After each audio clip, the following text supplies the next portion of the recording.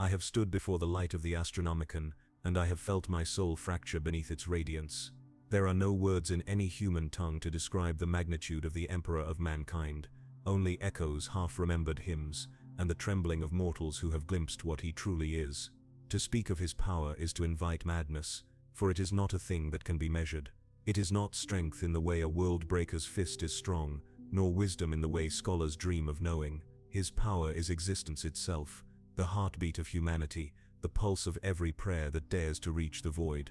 They say he has no equal, that the gods of the warp themselves fear his name, even now as he lies entombed upon the golden throne. But those who have stood near his will, who have felt it, understand something deeper, something far more terrible. The Emperor's power is not light, it is fire, a fire that burns forever, and consumes all that draws near, and yet without it, there is no dawn, no man, no Imperium. So how powerful is the Emperor of mankind? There are memories older than stars, fragments of a time when the earth was still a wild and silent place, cloaked in storm and ash. Long before the Imperium, long before the echo of engines and the roar of bolters, humanity walked in darkness. Yet even in those primitive ages something ancient stirred within the species, a spark that no beast, no alien, no god could extinguish. The shamans of early mankind felt it first. They were the wanderers of forgotten tribes, mystics who whispered to the wind and spoke to the spirits that danced between life and death. Their visions were not madness, they were truth glimpsed through a cracked mirror, for in the immaterial sea that would one day be called the warp, something vast watched them in return. These shamans understood what none of their kin could, that death was not an end, but a door. And so they began to dream of unity, not as a tribe, nor a nation, but as one soul. As centuries turned to millennia, they made their decision. When the stars aligned and the veil between worlds grew thin, they gathered in secret. Beneath a sky lit by auroras and meteors, they performed the last rite of mankind's old world. One by one they took their own lives, but their spirits did not vanish. They merged, each soul became a thread in an infinite tapestry, binding itself to the next. Their essence coalesced, reshaping the immaterial currents, until from that union came forth a being unlike any that had existed before. He awoke not as a child, but as a god in human flesh, the first immortal, the Emperor of mankind. The people of that age did not have names for such things. They saw only a golden figure standing amidst the dust of the old world, his eyes like suns, his presence bending the air around him. To them he was savior and stranger both, a man who never aged, who spoke every language, who carried knowledge from ages yet to come. He lived among them, guiding, shaping, observing, but never revealing his full nature. For to reveal such power would have been to shatter the fragile order of mankind's early mind. So he walked through history like a shadow behind thrones. He became emperor, peasant, scholar, warrior, and priest, always human, always hidden.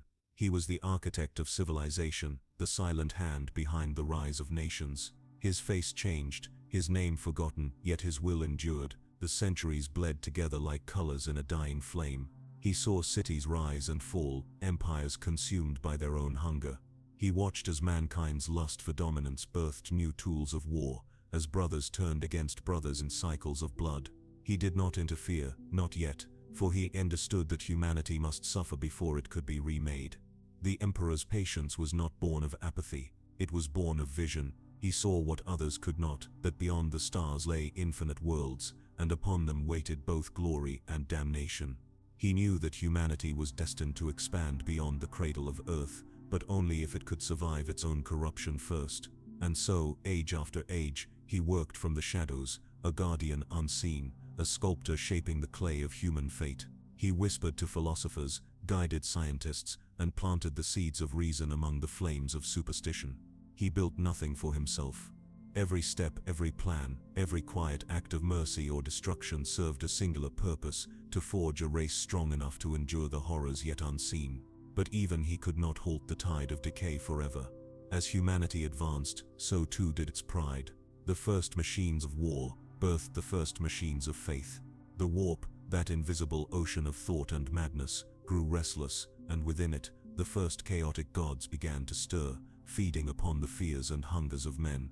The Emperor knew this day would come. He had seen it in the dreams of dying prophets and the screams of mad seers. Humanity's destiny was no longer its own. The veil between material and immaterial had grown thin, and from it came whispers that promised power in exchange for devotion. Cults rose, empires fell, and all across the earth, the seeds of corruption took root. In that hour, the Emperor chose to act. He emerged from the shadows not as a whisper, but as a storm. His arrival was not announced by words, but by light, pure, burning light, that cut through the mists of superstition like fire through parchment. Kingdoms trembled before him, false prophets fled. For the first time in 10,000 generations, the human race beheld its true shepherd. He united the warring tribes beneath banners of gold and black. He spoke of reason, not gods, of knowledge, not faith.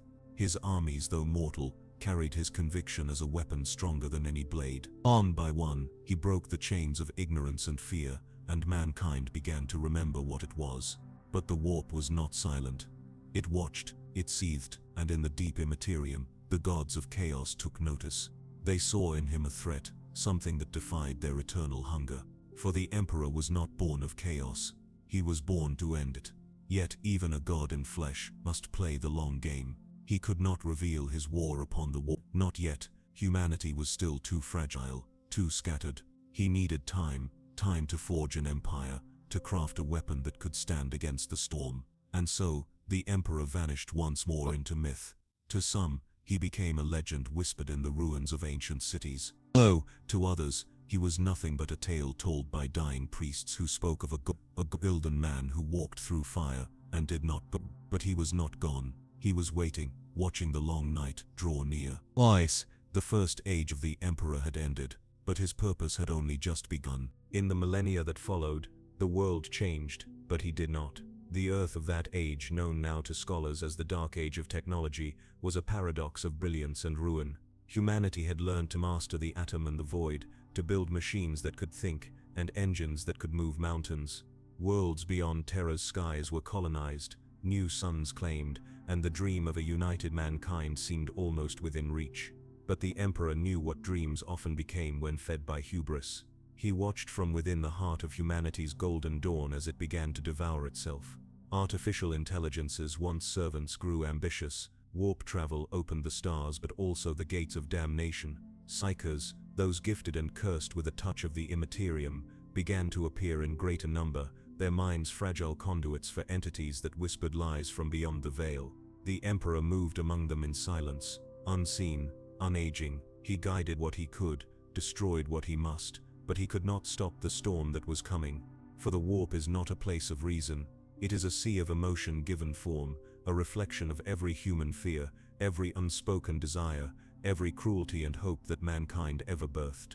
As humanity's power grew, so too did its reflection in that immaterial realm, and from that reflection came hunger.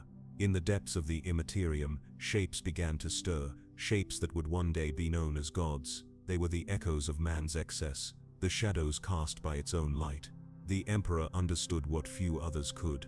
The gods of the warp were not divine in truth. They were parasites, born of thought and sustained by it. To worship them was to feed them, to fear them was to strengthen them, and so he resolved that humanity must never bow again to unseen powers. Yet that resolution would come too late for the age that followed. The golden machines turned upon their makers. Wars raged not between nations but between stars. The very tools meant to elevate mankind now enslaved it. Across the galaxy, silence fell, the silence of annihilated worlds, of burned skies and drifting corpses. The dark age of technology collapsed into madness and ruin, and the Emperor, who had seen it all before, watched the cycle repeat. When at last the smoke cleared, there was no unity left. Humanity was broken, scattered across countless worlds, each isolated by the warp storms that cut off the stars from one another. On Terra itself, civilization had devolved into barbarism. The once proud cradle of mankind had become a wasteland of dust and blood. Techno-barbarian warlords ruled the shattered hives, each clawing for dominance amidst the ruins of forgotten science. And through it all the Emperor walked unseen among the ashes. His eyes, golden and ageless, saw not ruin but opportunity. Mankind had fallen far, yes, but in the ashes it could be reforged. This was the moment he had waited for. The age of hiding was over. He began in secret, gathering followers not through force but through conviction. Warriors, scholars and psychers alike, Those rare souls who could glimpse a higher purpose were drawn to him as if by gravity. He spoke not of gods but of humanity's destiny, of a future where reason would triumph over superstition, and where mankind would no longer crawl before false idols. His words spread like fire through the fractured tribes. When he finally revealed himself to the warlords of Terra, it was not as a mere conqueror, but as a god made flesh, though he never used that word. The first of his armies marched beneath banners of gold, bearing the twin-headed eagle, the imperial aquila, as their symbol. It was not merely an emblem of power, it was a promise that humanity would rise again, and that the stars themselves would bend before its will. The unification wars had begun. Across the ravaged face of Terra, the Emperor's armies advanced like a tide of dawn against the darkness. They brought with them not just weapons but purpose. Where he passed, the madness of centuries was burned away. The thunder of bolters and the glow of plasma fire became the hymn of a new age. But even as he waged war upon the surface, the warp stirred once more. It whispered through the minds of the psychers, through the screams of the dying, through the blood-soaked soil of Terra itself. It was as if the Imperium resented what was being built, as if the very act of order was an affront to the chaos that ruled unseen. The Emperor knew this was only the beginning. To unite Terra was to light a beacon, and in the darkness beyond, there were eyes that watched. He did not flinch. The dream demanded sacrifice, and for mankind's future, he would sacrifice everything. The thunder of conquest echoed across the poisoned skies of old Terra. Oceans boiled from orbital bombardments. Mountain ranges were turned to glass, and cities older than memory fell beneath the golden banners of the master of mankind. Yet amidst the ruin there was purpose. The Emperor did not wage war for dominion. He waged it to cleanse, to rebuild, to unify. Every campaign was a trial by fire, and every victory brought humanity one step closer to resurrection. The techno-barbarians who had ruled for centuries met him with pride and defiance. They unleashed ancient weaponry powered by unstable cores, relics of the forgotten Dark Age, plasma mortars, atomics, even long-buried machine intelligences chained to their war engines. Against any mortal army, such power would have shattered the dream before it began. But the Emperor was not mortal. It is said that he strode into battle clad in armor that shimmered like the dawn, his presence radiating a light that banished fear itself. When he moved, it was with the precision of inevitability. When he spoke, even the wind seemed to pause. Entire armies broke beneath his gaze. His hand could crush steel and mend flesh with equal ease. He wielded both sword and science, both blade and psychic mastery, a living synthesis of all humanity's potential. To witness him fight was to see perfection made manifest. Those who stood against him called him monster, sorcerer, god. Those who followed called him salvation. Yet to the Emperor those words were meaningless. Faith was weakness. Belief was a tool. What mattered was survival, the forging of a species that could endure the long night that was coming. He accepted no worship, only obedience. To serve him was to surrender one's name, one's history, one's soul to the cause of unity. And unity came, slowly and at great cost. The Pan-Pacific Empire fell first, its towering gene forges seized and repurposed. The Pan-Oceanic tribes of the Midworlds surrendered after the Battle of Mount Ararat, when the Emperor's Thunder Warriors, the first iteration of his gene-forged soldiers, tore through their armies like storms of living metal. These warriors were not like men. They were creations of the Emperor's genius and cruelty, built for conquest alone. Their bodies were hulking, their eyes devoid of mercy, their loyalty absolute. Each one was a weapon in human form, and they burned with the Emperor's will as if it were their own. But even perfection has its limits. The Thunder Warriors were unstable, their bodies collapsing under the weight of their enhancements, their minds fracturing from the strain of constant war. They were made to win Terra, nothing more. When their purpose was fulfilled, they would have no place in the world to come. The final unification came upon the plains of Himalaya, beneath the shadow of the ancient mountain that would one day house the imperial palace itself. Here the last of the warlords gathered, remnants of fallen empires, desperate and defiant. They came not to bow but to end the war in fire, and in fire it ended. The sky was torn by thunder, the earth split by promethium and plasma.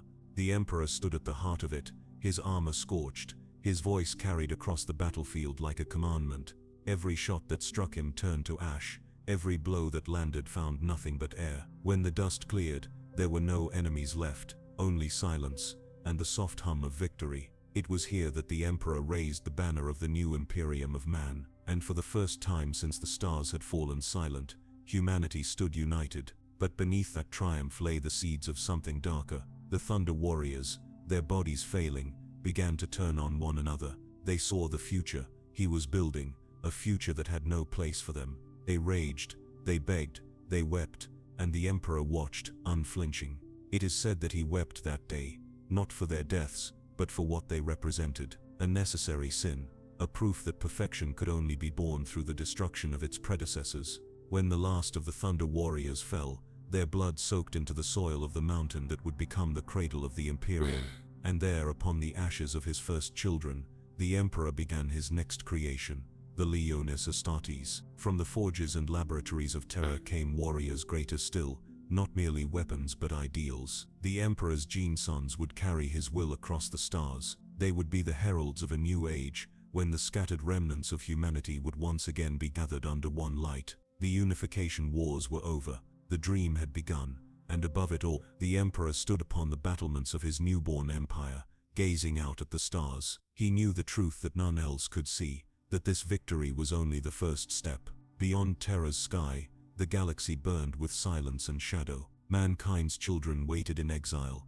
and in their waiting they had changed. The Great Crusade would come, the stars would know his name, but even then, the Emperor must have wondered, would the light he carried be enough to hold back the dark forever? Because even gods can bleed. The forges of terror burned for decades after the unification wars ended. The smoke from their chimneys turned the sky into a permanent twilight, a crimson haze that bled across the horizon.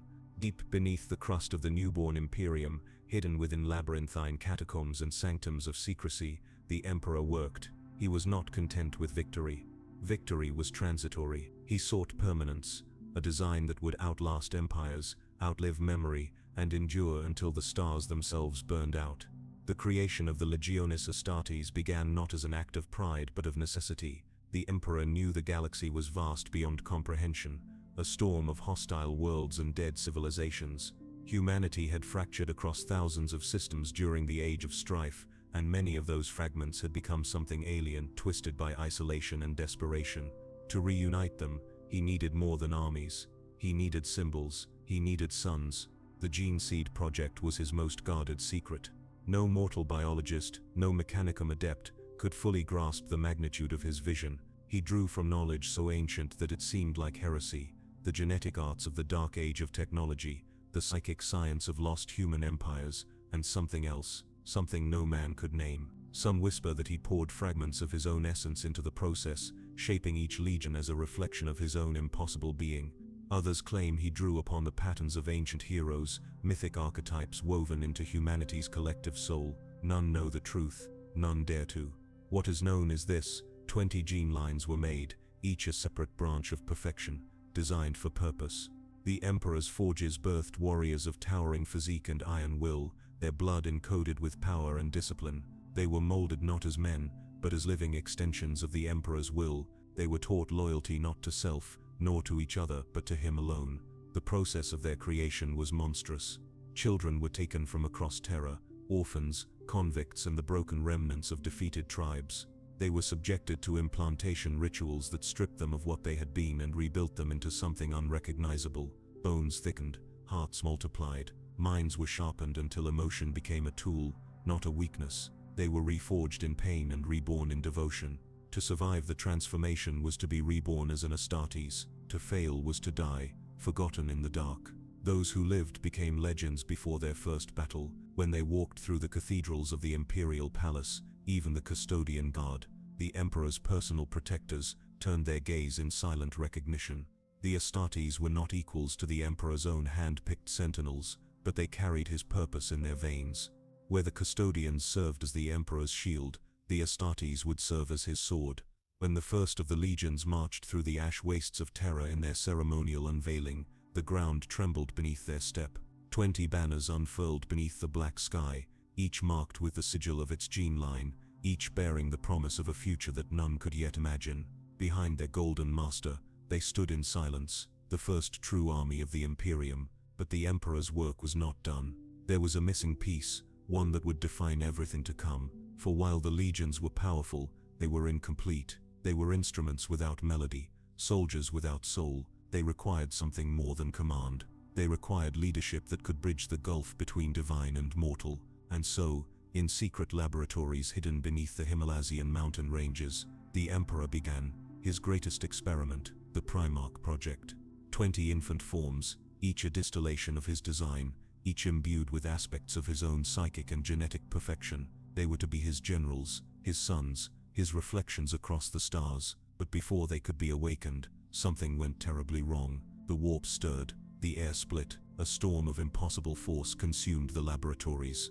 Servitors screamed, data slates burned with corrupted light, and containment fields shattered as reality bent upon itself. The Emperor arrived too late. The Primarchs were gone, cast across the galaxy like seeds scattered into the storm. Some say it was sabotage, the work of jealous powers within the Mechanicum, or even the newborn ruinous powers watching from beyond the veil. Others whisper that the warp itself rejected the Emperor's attempt to play God. Whatever the truth, the damage was irreversible, but the Emperor did not mourn, he did not rage, he simply adapted. The scattered Primarchs would one day find their way back to him, of that he was certain. The threads of destiny were his to weave. Until then, he would continue the work. The legions would be prepared, the Great Crusade would not wait for prophecy. And so, beneath the blood-red sky of terror, the Emperor stood before his newly born armies, his eyes glowing with something both divine and sorrowful. The fire of creation had taken much from him, but in that loss,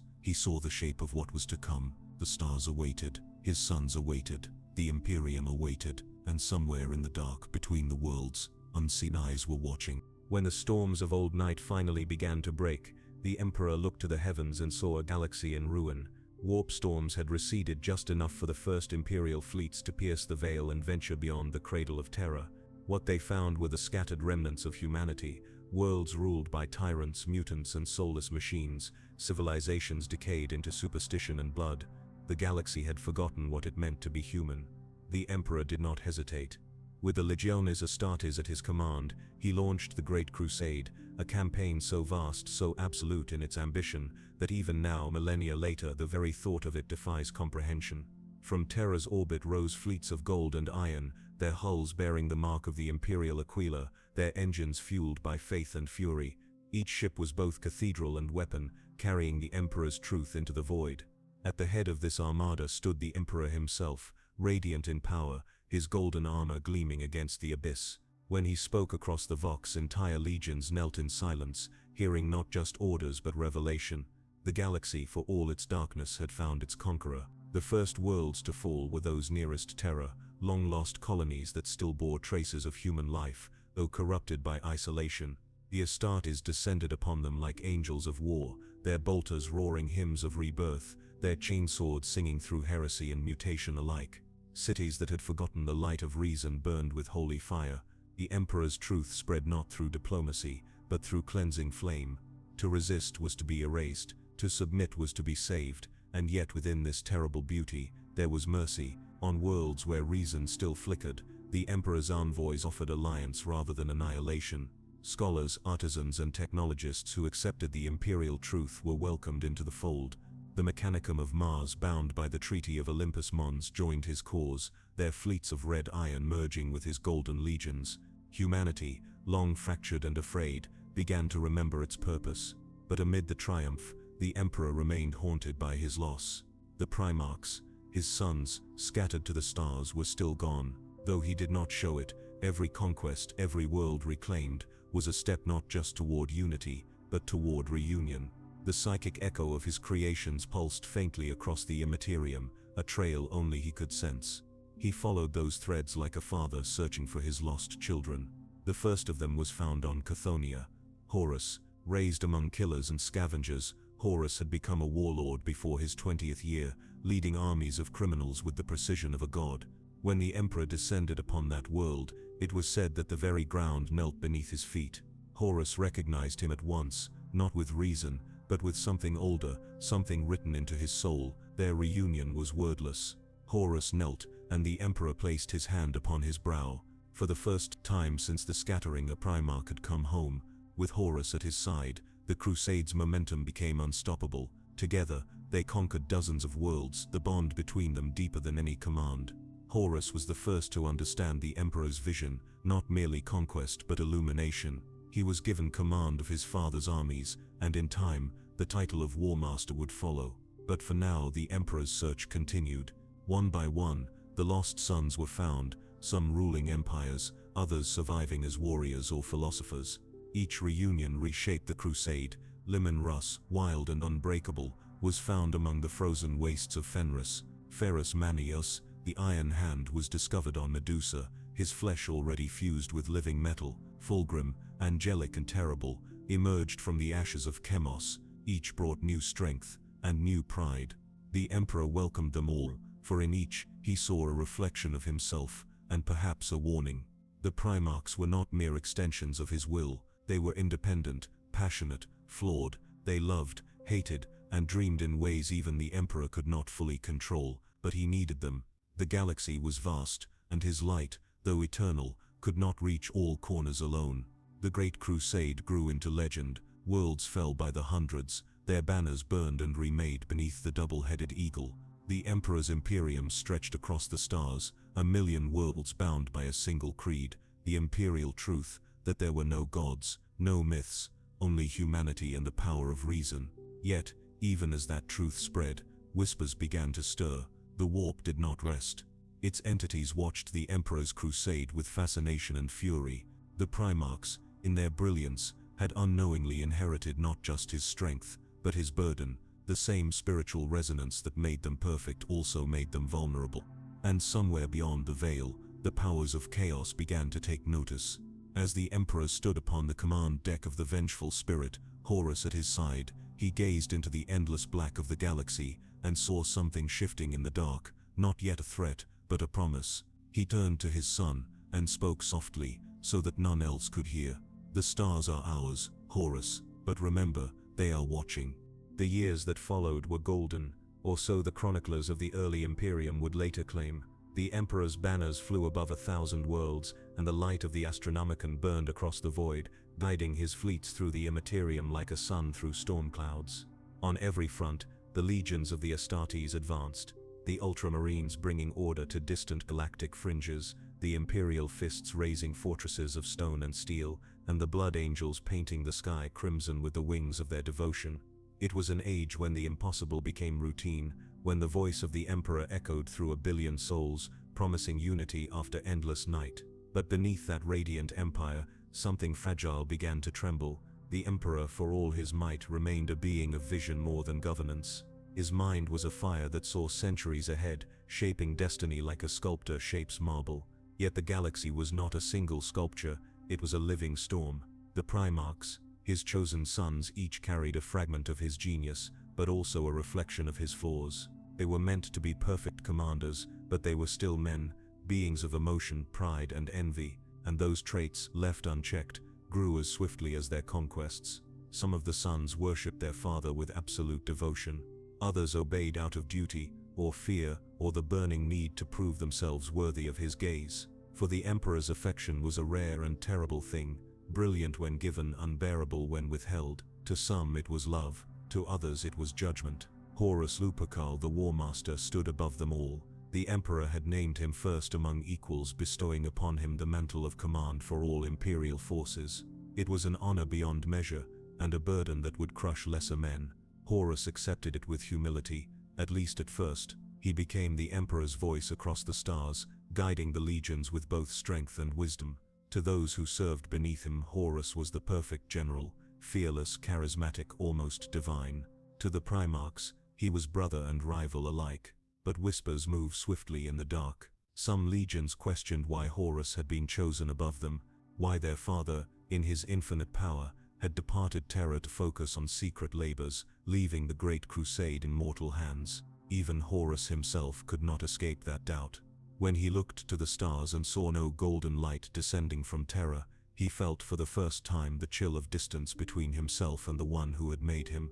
The Emperor's withdrawal was deliberate. In the deepest vaults of Terra, beneath the throne that bore his sigil, he worked to build something greater, the Webway Project, a network of hidden paths that would allow humanity to travel safely through the stars without relying on the warp. cutting the demonic powers off from mankind forever.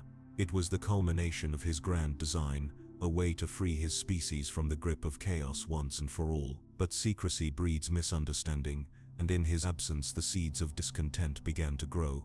Among the sons the first cracks widened. Lorga, the word-bearer, had turned his legion into a priesthood of faith, worshipping the emperor as a living god. When word reached Terra, the emperor was enraged. He ordered Lorga's cities burned, his followers scattered, and his worship declared heresy. "I am no god," he said. "I am a man, the last and greatest of men." It was a statement meant to preserve the imperial truth, but to Lorga it was betrayal. His heart broke in silence, and in that silence, darker voices began to whisper. Across the galaxy, the legions continued to fight. Ferrus Manus forged weapons of impossible precision. Perturabo built fortresses to challenge the heavens. Robot Guilliaman constructed entire civilizations in perfect harmony, but unity is fragile when the one who binds it is absent. The sons began to define their own truths. They built empires in miniature, reflections of the Imperium as they believed it should be, and all the while, unseen in the shadows between worlds, the ruinous powers watched. They had waited for this, for pride to bloom, for faith to fracture, for the Emperor's children to question their father. The warp is patient. It does not need to conquer by force. It only needs a whisper, one thought, one doubt, one wound left untended. It came first to Horus, though he would not know it until it was too late. The War Master's heart, forged in loyalty, began to ache with the burden of command. He saw himself not as the Emperor's shadow, but as his equal, the one who carried the light when its source had vanished. That thought alone might have been harmless, had the warp not listened. The galaxy, in all its newfound order, trembled with invisible hands, and in the silent corridors of the warp, laughter stirred, not mockery, but anticipation. The Emperor of mankind, in his radiant wisdom, had created suns to shape the stars. A perfection, once fractured, cuts deeper than any blow. The Great Crusade, at its height, had already begun its descent, for in the very act of reaching toward eternity, humanity had sown the seeds of its own damnation. And as the Emperor worked in silence beneath the golden halls of Terra, his empire began to dream of rebellion. It began not with a battle but with a wound, a single cut upon the flesh of a demigod, so small, so insignificant, that the galaxy itself did not yet notice it had begun to bleed. Horus Lupercal, the Emperor's favored son, lay upon the deck of his battle barge, his life-blood pooling beneath him like molten gold. The wound had been dealt on the moon of Devon, during what was meant to be a routine compliance campaign. Yet in that moment, destiny itself shifted course, and the fate of mankind bent beneath its weight. The blade that pierced Horus was no mere weapon. It was a relic of the warp, an artifact carried by mortal hands but guided by something older, something hungrier. Its touch burned through his armor, his gene-forged flesh, his very soul. Even his transhuman body, wrought by the Emperor's own design, could not reject its corruption. Apothecaries labored in silence, their servo tools trembling as they worked. The War Master's heartbeat faltered, then stilled. For a moment, the ship itself seemed to exhale, as if the universe had paused to listen. But death is not always the end. In the fevered silence of his dying mind, Horus found himself adrift, suspended in a place that was not the warp, yet not reality. A garden of shadow and flame stretched before him, its trees whispering with the voices of ancient gods. There, figures approached him.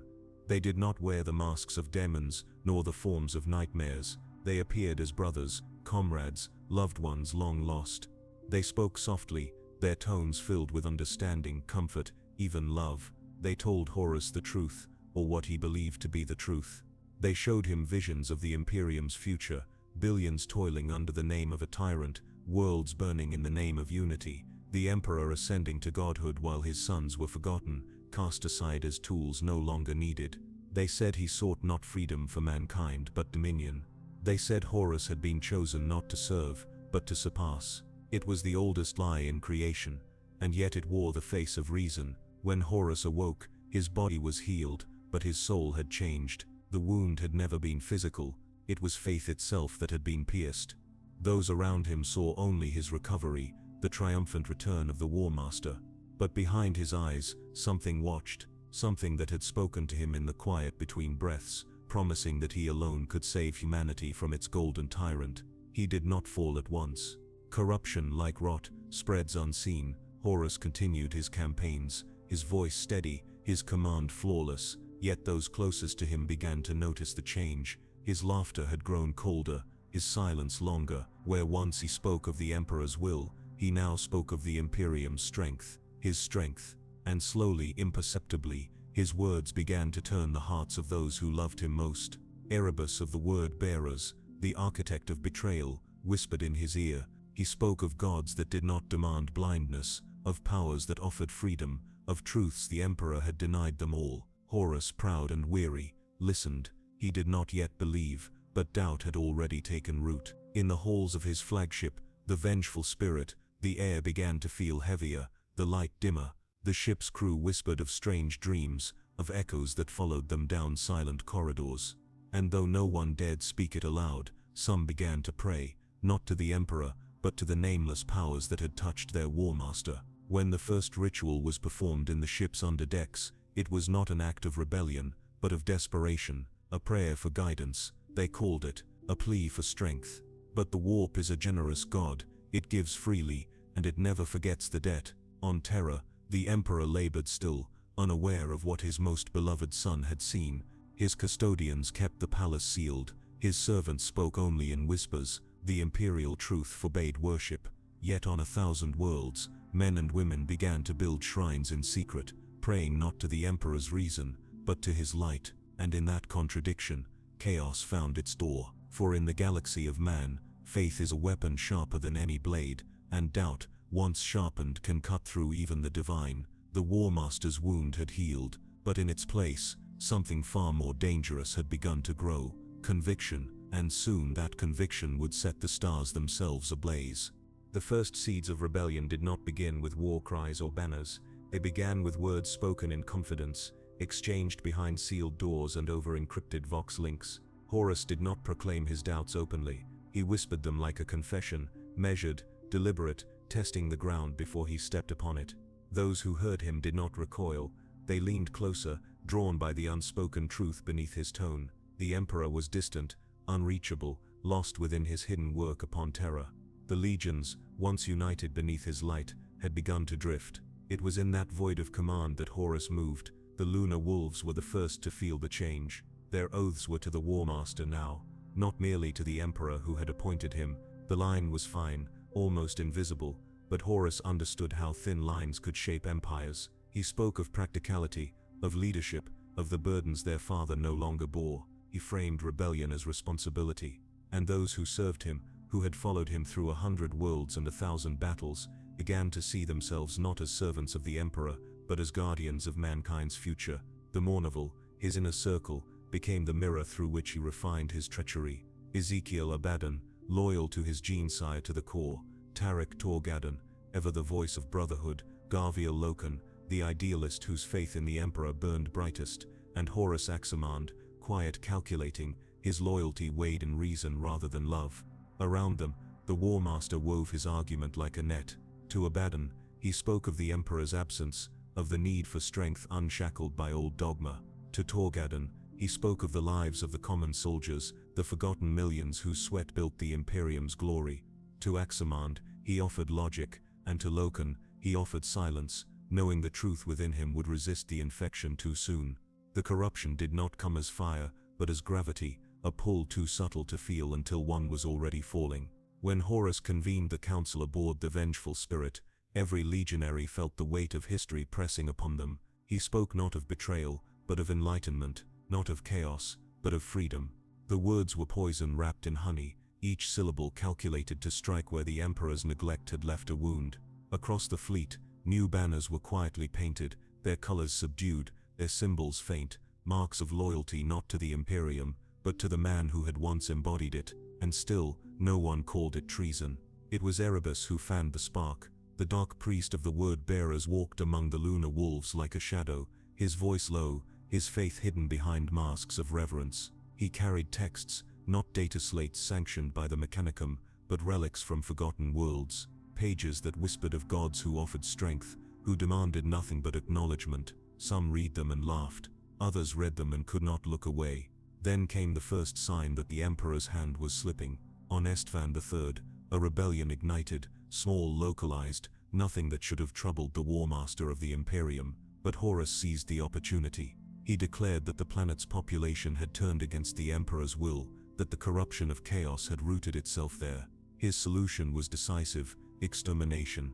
The orbital bombardments began within hours. Entire continents burned beneath cyclonic fire, the skies turned black with the smoke of billions, and yet, among those ordered to carry out the purge were his own, astartes, loyalists who still believed in the Emperor's light. When the bombardment came, it fell not only upon the traitors below, but upon his own sons.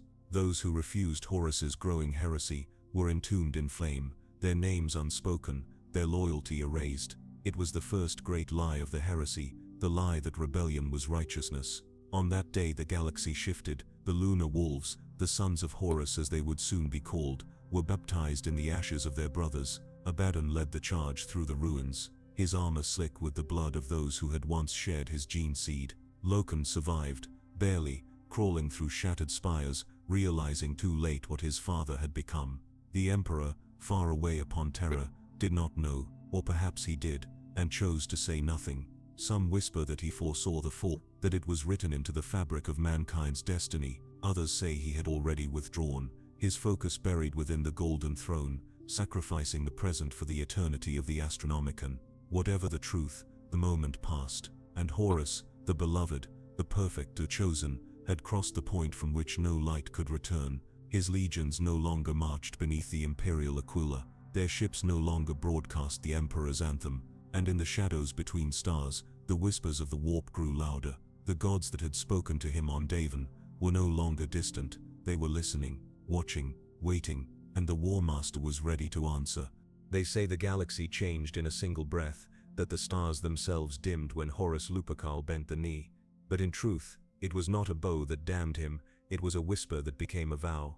In the silence after Istvan's fires, Horus stood aboard the vengeful spirit, surrounded by what remained of his chosen sons. The walls of his stratagem were alive with the glow of hololithic projections, war zones, fleet dispositions, distant communications from Terra. Every light upon the map represented the Imperium he had once bled to build. Now each was a target. He had been wounded, not just in flesh, but in belief. The wound that Erebus and the Serpent of Devin had opened within him had never closed. Within the private sanctum of his vessel, under flickering lumen globes and the hum of corrupted machine spirits, he gathered his inner circle. The air was heavy, thick with the scent of burning incense, though none would later recall who had lit it. They spoke in hushed tones, of the Emperor's tyranny, of the betrayal of his sons, of a destiny denied. Horus's voice was low, almost sorrowful, but beneath it coiled something ancient and venomous. The first to kneel was Abaddon, then Aximand, then Torgadon, reluctant but loyal to the man he loved as a brother. Only Loken refused, his silence an act of rebellion greater than any war cry. It was then that Horus spoke the words that unmade an age. From this day forth, he said, his eyes burning with the light of the warp, we are no longer the Emperor's wolves, we are his executioners, we are the sons of Horus. The name carried through the ship like thunder. The Vox relays repeated it again and again, sons of Horus, until it was burned into every data slate, every banner, every oath that once bore the imperial Aquila. The old sigil was torn from armor plates, melted down, replaced by a new emblem, the snarling green eye of their war master. The symbol was not merely of loyalty, it was of awakening, and with it came the warp. At first the changes were subtle, whispers in the static, murmurs in the hull. Servitors began to malfunction, speaking in tongues that were not binary. The ship's machine spirits wailed in dreams. In the lower decks the mortal crew began to pray, not to the Emperor, but to nameless shapes glimpsed in the corners of their vision. When Horus walked among them, their fear melted into devotion. His presence felt divine, radiant, terrible. He had become the thing he had once despised, a god in flesh, though he did not yet know it. Across the stars other primarchs listened. Some hesitated, others answered his call with fire. Fulgrim, his beauty twisted into perfection beyond comprehension, pledged his soul in the name of art and chaos. Angron, bound in rage and blood, needed no convincing. Mortarian's bitterness festered into faith, and Perturabo saw logic in destruction. The galaxy trembled as brothers turned upon brothers, legions upon legions, and the age of heresy was born in the blood of family. When word finally reached Terra, It was no longer rumor, it was warp. The Emperor stood upon the balcony of the Imperial Palace, the storm of the warp raging beyond the Astronomican's golden light. He did not speak, his custodians knelt in silence, their helms bowed. None dared to meet his gaze, for within those hollow, radiant eyes, something immense and sorrowful stirred, as if he had foreseen this from the very beginning. Some say a single tear fell upon the marble floor, others claim he wept not at all. But one thing is certain, the Emperor did not send forgiveness, he sent armies. The War Master smiled when he learned of it. So be it, he whispered, if my father will not share his throne, I will build my own from his bones. Thus began the march toward Istvan, where brother would meet brother, and the heavens themselves would bleed. The drums of the heresy thundered across the void, and the gods of the warp laughed. The fires of Istvan had long gone cold, yet their echo burned still in the hearts of all who survived them. The sky had wept ash, the ground had turned to glass, and the sons of the Emperor had torn one another apart beneath banners that once bore the same sigil. The air had reeked of burnt ceramite and blood, and through it all, Horus's laughter had rolled like distant thunder. The Imperium was no longer a single empire, it was a fracture in reality itself, a wound through which the warp began to seep, whispering, hungering, and feeding upon the despair of men. The heresy spread like contagion. Systems that had once sung the Emperor's hymns now screamed his name in hatred. Entire worlds declared for the War Master, their planetary governors casting down statues of the Emperor and replacing them with towering effigies of their new gods. The air shimmered with unholy radiance as the veil between real space and immaterium grew thin. On some worlds the warp itself bled through the sky like an open wound, turning night into shifting madness. Yet even in the heart of this chaos, faith endured, the kind that burned brightest when all hope was lost. Aboard the vengeful spirit, Horus stood before a vast viewport, watching the fires of rebellion consume another imperial world. His armor, once polished in the Emperor's gold, was now a deep-sea green, scarred and blackened, engraved with runes that pulsed faintly like veins beneath flesh. The air around him shimmered with invisible heat, the faint scent of ozone and blood. He spoke to no one, yet he was never alone. Shadows lingered in his wake, figures that flickered and vanished when the lumen lights faltered. Erebus approached, bowing low. The worlds fall as you command, my lord. Even now the mechanicum of Mars trembles, their forges sing your name. Horus did not turn, they sing because they fear. Fear is not loyalty. Erebus smiled, thin and snake-like. Then teach them loyalty through fear. It is the oldest way. The War Master said nothing. His gaze lingered upon the burning world below. Somewhere deep within him a voice still whispered, a faint echo of the man he once was. But the gods he now served had learned well how to drown it. Far from Horus's fleet, the loyalists rallied. The Emperor's sons who had refused to kneel, gathered what fragments of the Imperium they could save. Rogel Dawn, the Praetorian of Terror, fortified the cradle of mankind itself, his golden armor gleaming beneath the ever-darkening sky. Sanguinius, angelic and sorrowful, led the blood angels with wings spread wide, knowing that each victory only delayed the inevitable.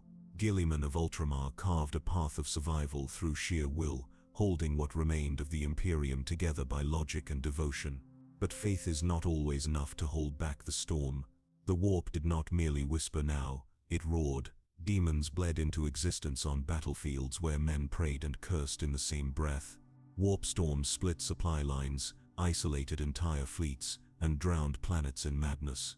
To live during the heresy was to question what was real and what was dream. The Astronomican flickered like a dying star, and even the light of the Emperor's psychic beacon seemed uncertain. Some whispered that he no longer guided it himself, that he was elsewhere, laboring upon a device that would change everything. And as the Imperium buckled, the siege began, not upon Terra, not yet, but upon the soul of humanity itself. The soldiers of the Astra Militarum fought like ghosts, their eyes hollow from sleepless nights and endless wars.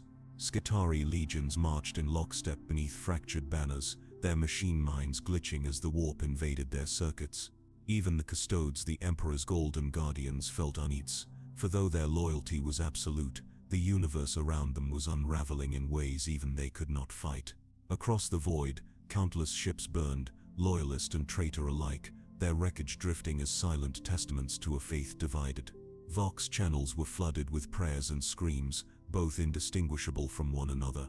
In the Imperium, gods watched and waited, each feeding upon the souls that perished in their names. And amid this storm, one truth remained: the Emperor had not yet spoken. His silence was more terrible than any roar.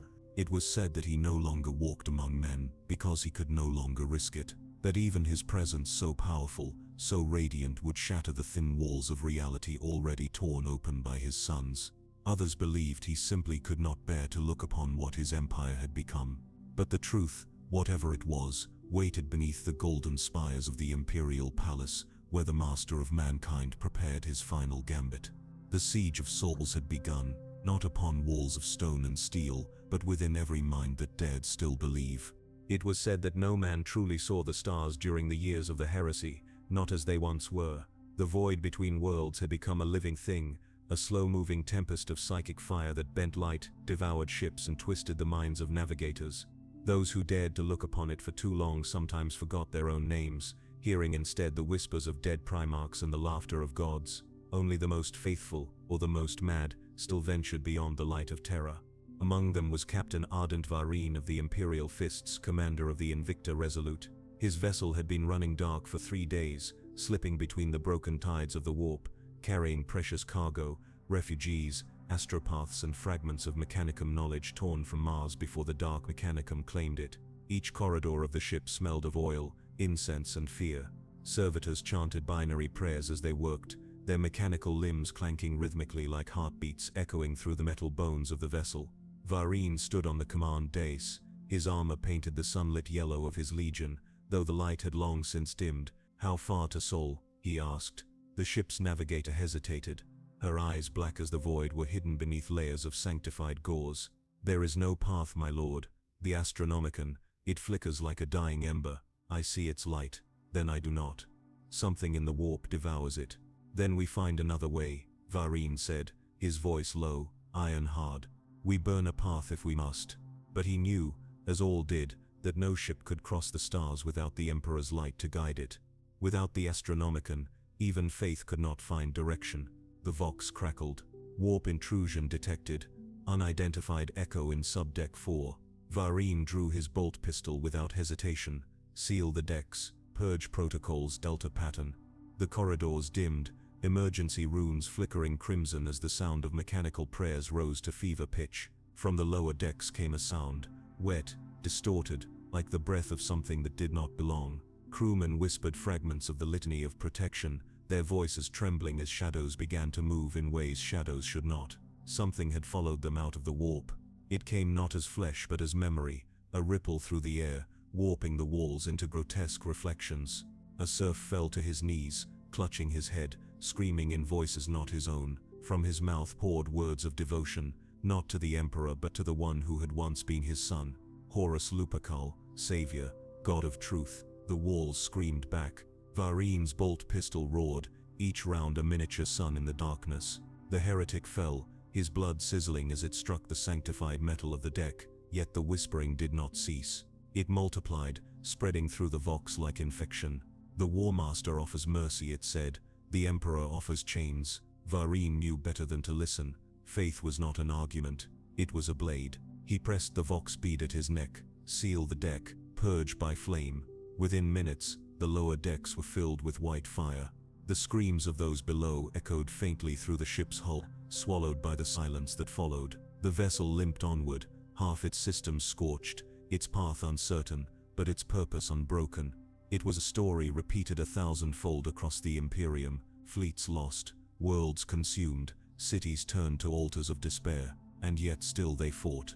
On Terra, the walls of the Imperial Palace rose higher each day, golden towers reinforced with adamantium, energy barriers, and the prayers of billions. The custodes marched in silence along marble halls, their armor reflecting the cold glow of lumen flux chandeliers. The Sisters of Silence moved among them, their presence a void in the psychic hum of the world, reminders that even silence could serve the Emperor. Above them all, the Emperor labored. Few understood the nature of his work. Some said he was building a gate, a bridge through which mankind could ascend. Others believed he was preparing a weapon so terrible it would end the heresy in a single breath. And a few whispered that he was no longer building anything, but repairing something that should never have been broken.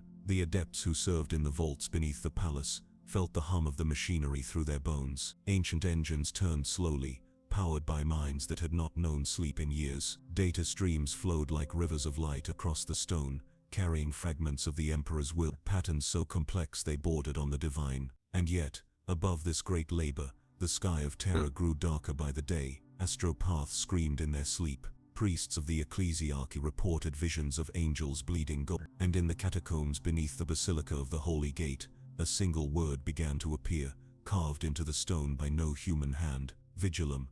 None knew what it meant, but all who saw it felt the same chill, the same creeping certainty that the Emperor was not merely fighting for mankind's survival, but for something far and far greater than any dared imagine. The siege of souls was no longer metaphor, it was reality, invisible, inevitable, and everywhere. The first storm struck without warning. It began not in the sky but within the warp itself, a tidal rupture that tore through the veil like a wound. The Astronomican's light guttered, dimmed, and for the briefest heartbeat in all of human history, terror was blind. Vox transmissions howled into static. The great fleets that encircled the Sol system vanished from their courses, lost amid oceans of unreality. Even the machine spirits trembled, whispering corrupted hymns through the cogitators. From the highest spire of the Imperial Palace, Malcador the Sigillite felt it first. The air thickened around him, heavy with the scent of ozone and old blood. His mind brushed against something vast and hungry, a consciousness that should not exist within the realm of men. The sky burned crimson, streaked with fractures of white light that split the clouds like the cracking of bone. Malcador turned to the custodian beside him, his voice calm despite the tremor that ran through the world. "It begins." The custodian said nothing, his golden mask reflecting the lightning that danced across the horizon. Beneath them, the city of terror roared with confusion. Pilgrims fell to their knees, priests screamed prayers into the wind, and soldiers gripped their lasguns until their knuckles turned white. The storm did not bring rain but dust, fine gray and faintly luminous, as if the ashes of 1,000 worlds had found their way home. In the cathedrals, the choirs sang louder to drown the silence. In the manufactura, servitors froze mid-motion, their logic cores looping fragments of the same binary phrase. The light falters. Then came the voices, not spoken aloud but rising inside the minds of the living, soft, persuasive, almost beautiful. They promised release from the suffering of war, from the endless obedience, from the pain of being human in a universe ruled by death. Men tore at their own ears to silence them, but the sound came from within. Some whispered back, some prayed louder, and some simply wept. In the dungeons beneath the palace, the custodes found astropaths hanging lifeless in their restraints, blood flowing from their eyes in neat symmetrical lines, as though something had tried to draw maps through their veins. On the surface, the storm thickened until the sun itself was no more than a dim smear of gold behind the chaos. Lightning struck the oceans, the waves boiled, in orbit ships collided like blind insects. It was not the work of any weapon or fleet.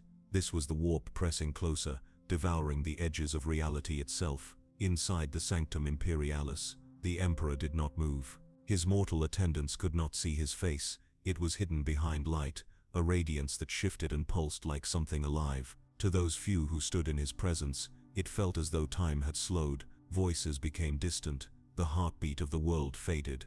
Only the hum of his power remained, vast and endless, a current that flowed through every living soul. He raised his hand, and in that instant, every psyker on Terra felt it. The pressure that had been building within their skulls vanished, replaced by a moment of clarity so pure it brought them to tears. For a heartbeat, they saw him not as a god or a ruler, but as something heartbreakingly human, weary, wounded, yet still standing. Malcador knelt beside the golden throne, his voice a whisper. "They come, my lord." "I know," the Emperor said. His voice was neither sound nor thought, but something in between. "Let them." Outside, the storm screamed. The skies split, revealing something far beyond the veil, a shape that no man could truly comprehend. Some called it a shadow, others said it was the reflection of mankind's sin, finally given form. The custodes raised their weapons, though each knew they could not fight what was coming. The Emperor stood alone. The battle that followed would never be recorded in the archives of the Administratum.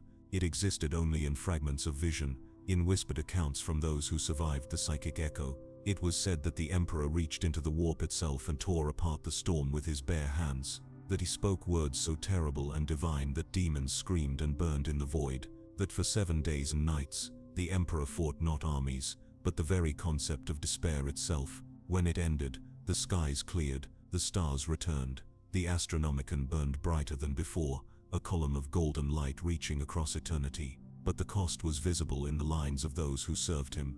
Malcador's hair had turned completely white. The psychers who had sung through the storm lay dead, their bodies untouched yet utterly empty, as if something inside them had been spent. And within the throne room, the emperor sat in silence. The air around him shimmered faintly, like heat rising from metal. To the untrained eye, he seemed victorious. To Malcador it was different. He saw the faint tremor in the emperor's hand, the flicker in his light, the quiet exhaustion that lingered where once there had been unbreakable purpose. He knew what few others did, that every victory demanded payment, and this one had been bought with something irreplaceable. Outside, the pilgrims rejoiced. They sang songs to the emperor's glory, never realizing how close the universe had come to ending. And above them all the astronomicon burned, a star forged of sacrifice blazing defiantly against the dark.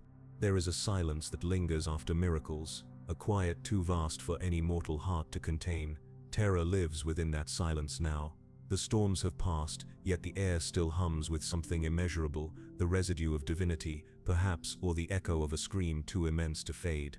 The palace stands as it always has, its towers rising like monuments to endurance, its walls veined with light from the emperor's will, but the silence feels wrong. It is the silence of a battlefield where the dead have not yet been counted. I walk the causeways of the inner sanctum, my boots striking stone carved from mountains that once pierced the clouds. Each step feels like an intrusion, a trespass through the remnants of something holy. The custodians stand in perfect stillness, golden statues with hearts of flesh, eyes unblinking behind their masks. The air smells faintly of incense and machine oil, the scent of eternity held together by faith and circuitry. Somewhere above me, the golden throne hums. Its pulse reaches through the walls, a vibration felt more in the bones than the ears. It is said that the throne drinks 1,000 souls each day to keep the astronomicon burning, that the emperor himself in his unending vigil channels their deaths into light. We whisper these things as prayers, not confessions. To speak them as truth would be blasphemy, but to deny them would be madness. There are those who say he no longer lives as we understand life, that his body has become more relic than flesh, his mind dissolved into the currents of the warp. But when I stand close enough to the sanctum gates, I feel him, not as warmth nor light, but as gravity, a weight that bends thought, memory and soul toward a single inescapable point. To be in his presence is to be unmade and remade in the same instant. The priests say that when one dies in his light, their spirit is carried into the golden radiance that sustains the beacon of mankind, that we do not perish, but become part of the emperor's eternal flame. I want to believe that. I need to believe that. For if the emperor is not the flame, then he is the fuel, and we are what burns. The mechanicus have long since ceased to comprehend the machinery that sustains the throne. Their adepts still kneel before the consoles, pressing sacred runes, whispering binary hymns to awaken sleeping circuits.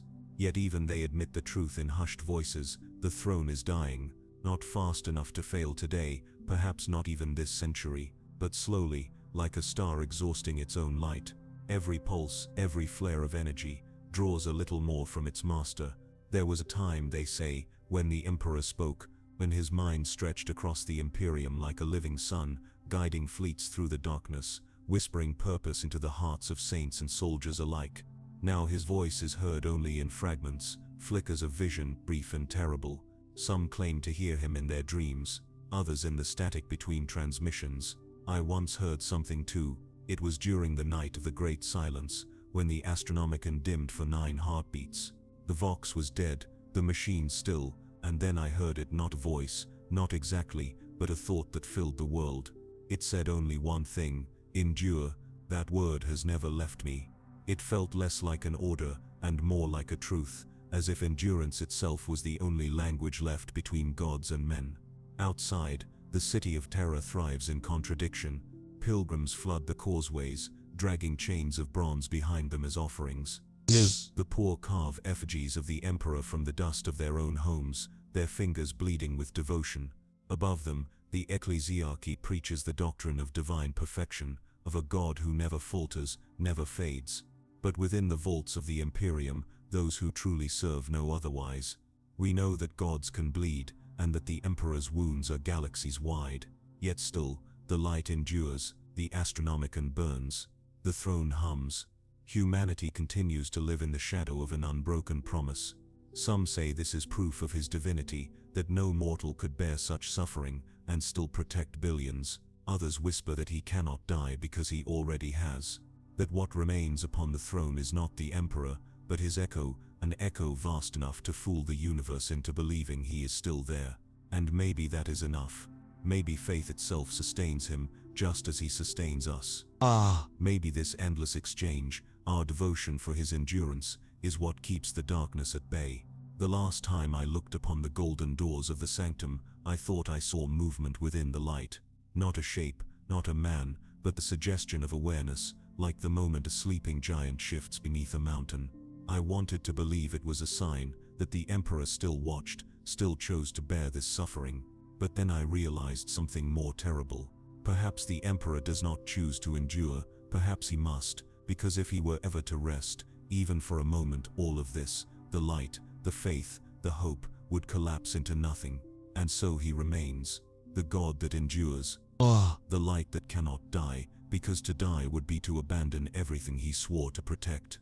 The silence deepens, the throne hums on, and across the void, the golden light reaches still, fragile, endless, and utterly alone. They say his light touches every soul born beneath the imperial aquila, that even the faintest spark of faith is a reflection of his undying will. But faith is a blade with two edges. The same radiance that guides us through the void also burns those who stray too close. Across the galaxy, the Emperor's psychic dominion is both shield and scourge, salvation and damnation intertwined. There are planets where his presence manifests like a whisper in the wind, a low murmur that fills the hearts of the faithful. In others it is a storm, a psychic hurricane that tears through the minds of mortals, leaving behind zealots, martyrs, and madmen. The Imperial Creed calls this the blessing of illumination. The astropaths call it the burden of proximity. To feel the Emperor's mind pressing upon your own is to glimpse infinity through the keyhole of mortality. Few emerge unbroken. When I served as a witness scribe aboard the pilgrim vessel St. Alaric's Mercy, I saw entire decks consumed by the Emperor's will. We were crossing the warp under the astronomicon's light when the choir faltered. The navigator began to bleed from his eyes, his veins burning with golden light. He screamed praises as his body dissolved into brilliance. Some fell to their knees believing they had seen the Emperor's hand. Others clawed at the walls driven mad by his radiance. We called it a miracle. We buried the dead in silence. That is the paradox of his power. It redeems and destroys without distinction. To the ecclesiarchy, this is divine justice. To the Inquisition, it is proof that the Emperor's consciousness still ripples through the Imperium, vast and fragmented. Every psychic dream, every miraculous vision, every act of impossible endurance, they all trace back to him. The Astronomicon may be his beacon, but faith itself is the network through which his ghost moves. There are records, forbidden ones, that speak of certain psychers who have seen the Emperor not as a man of golden light, but as something vaster, older. They describe him as a form of pure awareness, interwoven with the very fabric of the warp. To gaze upon him, they say, is to see the universe remembering its own creation. The ecclesiarchy dismisses these accounts as heresy, claiming no mortal can comprehend his true nature. But I have read those words in secret archives, penned in trembling hands, sealed under edicts of silence. The descriptions differ, but the message remains: the Emperor is not a man sitting upon a throne, he is the throne, and if that is true, then what remains of his will? Does he think or merely react, a mechanism of divine instinct feeding the beacon that holds the Imperium together? Or does his consciousness still wander, like a god lost within his own creation? Sometimes I wonder if the Emperor's mind stretches beyond our galaxy, a current flowing through time itself. Perhaps he sees everything at once, every soldier dying in his name, every world burning under his banner, every prayer whispered into the dark. Perhaps he bears it all simultaneously, and in bearing it keeps reality from breaking apart. There are moments when I think I've felt his attention upon me, not warmth, not comfort, but something vast and unblinking, a pressure in the air, a pause in thought, the sense that the universe itself is holding its breath. I do not know if it is faith or delusion, but it leaves me trembling every time, for to be noticed by a god is not a blessing, it is a burden too heavy to survive. On the shrine world of Ophelia VII there is a legend told by the Sisters of Battle. It is said that when they march into battle, their voices rise in hymn not merely to honor the emperor, but to guide him, to remind the scattered fragments of his consciousness of who he once was. They believe their songs stitch his awareness together, even if only for moments. If that is true, then the galaxy's hymns are not worship, they are lifelines thrown into eternity. Humanity prays not to praise him, but to anchor him. The adeptus astra telepathica once recorded a phenomenon called the golden pulse. It was brief, lasting only seconds, but every psycho across 1,000 light-years reported the same vision, a blinding golden figure walking through an endless field of fire. Some called it a sign of renewal, others feared it was a flicker of collapse, like the last surge of light before the dying of a star. The administratum classified the event and forbade discussion, but the astropaths still whisper of it when the lights flicker and the warp begins to tremble. Perhaps the emperor still dreams, perhaps his consciousness drifts across the tides of unreality, seeking the shape of what he once was. Or perhaps this is simply what godhood is: not power, but persistence, a being too vast to die, too broken to wake. When I close my eyes at night, I sometimes imagine the golden throne as a lighthouse standing against the endless sea. Its beam sweeps through the darkness, reaching ships that no longer exist, illuminating stars long since dead. And somewhere far beyond what the living can see, something answers, not in words but in feeling, like the memory of warmth on a world long gone cold. And I wonder, when the light finally fades, will it mean that he has left us, or that he has at last been set free? Across the endless breadth of the Imperium, there are a million ways to pray, and a million interpretations of what the Emperor truly is. To the common citizen, he is the distant sun that burns but never fades. To the Imperial Guard, he is the unblinking sentinel who watches over every trench and dying breath. To the Inquisitors, he is the immutable truth that justifies every cruelty committed in his name. And to the silent priests of Mars, whispering beneath red skies thick with iron dust, he is the Omnissiah, not a man, but the divine algorithm through which all knowledge flows. Every belief, every sect, every heresy, they orbit the same dying star, the same throne of gold.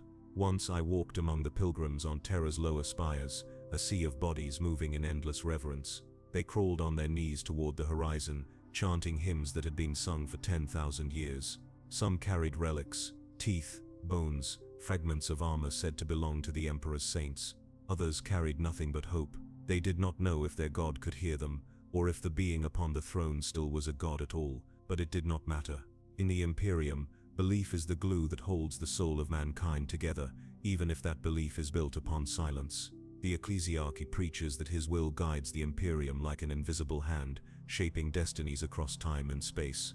But there are those, archivists, scholars, even a few brave magi of Mars, who whisper that the Emperor's power has become something else. Not consciousness, but inertia, the weight of an idea so vast it sustains itself through faith alone. To them, the Emperor is not awake, nor dreaming, but suspended in a perfect eternal moment, the heartbeat between life and death, light and darkness. Yet there are moments when the galaxy trembles, and the faithful claim to see him again.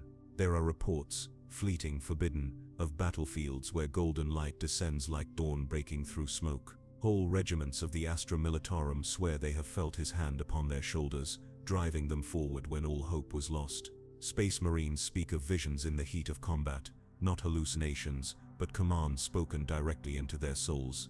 These are not coincidences, they are echoes, ripples from a consciousness that refuses to die. On the death world of Sanctus Prime, an entire company of the Adeptus Auratas once fought a losing battle against a tide of orcs that blackened the horizon. The sky was choked with fire and ash, their ammunition long spent, their hymns fading into hoarse whispers. But as the orcs closed in, a golden wind swept across the field. The air shimmered like molten glass, and for a heartbeat, no less, the sisters claimed they saw a figure standing beside them. A being of light, bearing the halo of the imperial aquila upon its brow. The orcs faltered, roaring in confusion, and then fled into the wilderness as if struck by terror itself. The survivors wept. They did not question. The event was never recorded officially, but the sisters still call it the March of the Unseen Emperor. The Mechanicus offers a different account. They claim that what humanity calls divinity is simply the manifestation of the Emperor's psychic imprint upon reality, a residual energy field that can coalesce into form when faith and fear align. To them, Miracles are not signs of godhood, but side effects of power beyond comprehension. They study the patterns in secret, mapping each so-called divine incident as if charting the heartbeat of a dying machine. They seek to understand him, and in doing so they drift closer to heresy than they dare admit. But there is something deeper that science cannot explain, the way faith itself seems to generate power. The Emperor's miracles are not predictable. They occur in moments of absolute devotion, of sacrifice and despair. It is as if belief becomes fuel, as if the Emperor draws sustenance from the very souls of those who call his name. Some whisper that the Golden Throne does not merely preserve his life, but feeds upon the psychic resonance of faith, that every prayer, every hymn, every act of worship is part of an invisible circuit sustaining the Emperor's divine machinery. The idea is forbidden, of course, but in the darkest corners of the Scholastica Psychana, the adepts wonder, what if the Imperium itself is the Emperor's life support? And if so, what happens when belief falters? The question haunts me more than any heresy, for if his power depends on faith, then the Imperium's endless wars, its cruelty, its suffering, all of it may serve a purpose beyond control. Fear and worship are two faces of the same coin. In making humanity dependent upon him, he ensured that humanity would never stop believing. Even despair becomes devotion. Every act of brutality carried out in his name is another prayer, another thread in the tapestry of his immortality. Perhaps this was his plan all along, not salvation, but survival. A self-perpetuating empire of faith, feeding an undying God with the only resource that never runs out, the hope of the desperate, and in that realization lies the Emperor's truest power, not in armies or weapons, not even in psychic might, but in the architecture of belief itself. The galaxy moves because he wills it, but his will is the collective heartbeat of humanity. We do not serve him, we are him. In the deepest silence of the throne room, beneath the glow of 1,000,000 candles and the whisper of ancient prayers, there are moments when the air trembles, as though something vast and half-forgotten stirs behind the veil of eternity. The custodians do not speak of it. The tech priests pretend not to notice. Yet those who have stood near the Golden Throne, even once, carry that silence in their bones for the rest of their lives. It is the silence of a presence too great to comprehend. The silence of a God who might still be listening. The Golden Throne itself is less a seat than a cathedral of metal and bone, its structure alive with conduits that hum like veins beneath ancient skin. It stretches upward into shadow, vanishing into vaults older than memory. Around it, the air shimmers with residual power, heat without flame, light without source. The Emperor's form, once mortal, is now little more than a relic of flesh held together by divine machinery. Tubes pulse with recycled ichor, golden armor fused with bone, the remnants of a man who once walked among mortals now suspended in mechanical eternity. His eyes are closed, but the light that bleeds from beneath his lids burns brighter than the sun. There are those who claim that his mind still dreams, that he walks the endless corridors of the warp, guiding lost souls through storms of madness. That he is the whisper that steadies a guardsman's hand as he fires his last round. The warmth that floods a ship's chapel before a desperate jump through the immaterium. The steady voice that calls a dying soldier's name just before the end. But whether these are miracles or echoes, no one can say. For 10,000 years the Emperor has been both present and absent, both alive and entombed. A paradox in perpetual motion. Some say the Emperor has already begun to awaken, not in the flesh but in the hearts of men. Across the galaxy, strange occurrences ripple through the faithful, psychers who channel light unlike any known manifestation, machines that operate with no power source but prayer, statues weeping golden tears, entire worlds falling into ecstatic worship, their populations speaking in unison, chanting words that no mortal tongue was meant to pronounce. The Inquisition calls these phenomena dangerous, possible signs of warp intrusion, yet others whisper that this is not intrusion, but emergence. The slow return of a God who never died, merely withdrew into the machinery of the universe. If that is true, if the Emperor truly begins to stir, then the Imperium may soon face a choice more terrible than any war. For what will happen when the God Emperor opens his eyes? Will he see the galaxy he bled to unite, this vast empire of suffering, ignorance and decay, and find it worthy? Or will his first breath in 10 millennia be a scream of horror at what his dream became?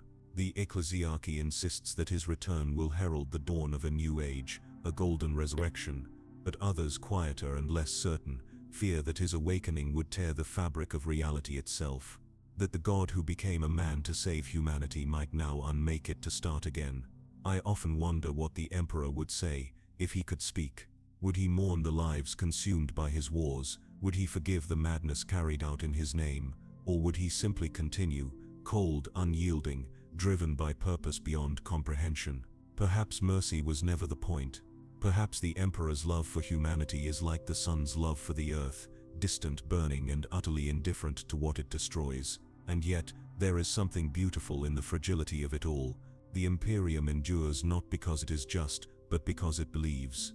Every candle lit, every hymn sung, every soldier who whispers a prayer before charging into fire, these are the threads that keep the universe from unraveling. The Emperor may be silent, but the song of humanity still echoes through the void, and perhaps that is enough. Perhaps he listens not as a god above, but as a presence within. Perhaps in every act of defiance, every refusal to yield to despair, we keep him alive. The golden throne hums on. The Astronomicon burns with unbroken light, guiding ships through the infinite dark. The custodians stand their eternal vigil, and far beyond terror, among the shattered worlds and forgotten stars, the name of the Emperor is still spoken, in fear, in love, in desperation. A million prayers rising through the warp like sparks drifting toward an unseen sun. Maybe that is how gods dream.